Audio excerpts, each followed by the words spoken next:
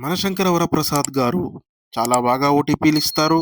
అంతేకాదు wholesale entertainment కూడా ఇచ్చారు. అంతేకాదు పిల్లల కన్నా బాగా వాళ్ళ తల్లిదండ్రుల్ని నవ్వించగలిగారు, అలరించారు. సో, నేను చెప్పొచ్చేదేంటంటే సినిమా కుమ్మేసింది. మళ్ళీ చిరంజీవి గారిని రొమాంటిక్ కామెడీ జోనర్‌లో చూడటం చాలా బావుంది. అనిల్ గారు తీసుకెళ్ళిపోతారండి. అంతే. సినిమా రిలీజ్ టైమ్‌లో అనుకుంటా 'ఎస్ఎస్ అనిల్ రావిపూడి వంగ' అనే మీమ్ చూసా.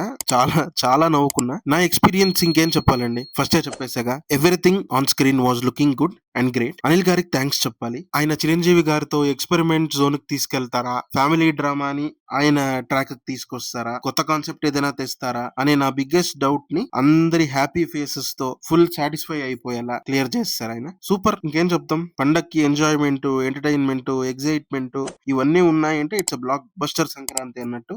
చెప్పడం మర్చిపోయా. వెంకటేష్ గారు ఎంటర్ అయిన తర్వాత సినిమా వేరే లెవెల్‌లో ఉండింది. ఫన్ ఎక్కువగా జనరేట్ అయ్యింది. ఆ ఇద్దరి స్టార్ హీరోల మొమెంట్స్ చక్కగా కుదిరాయి స్క్రీన్ పైన. అండ్ అలాగే వీళ్ళిద్దరూ కలిసి ఫుల్ ఫ్లెడ్జ్డ్‌గా ఒక మూవీ చేయాలనేదైతే నా మనసులో అనిపించింది. ఎవరన్నా ఒక మంచి స్క్రిప్ట్‌తో వాళ్ళని తొందరగా కలుస్తారని. అన్ని సినిమాలు బాగుండాలి అండ్ అన్నీ బాగా ఆడాలని కోరుకుంటూ మళ్ళీ ఇంకో సినిమాతో కలుద్దాం మామ. ఉంటా.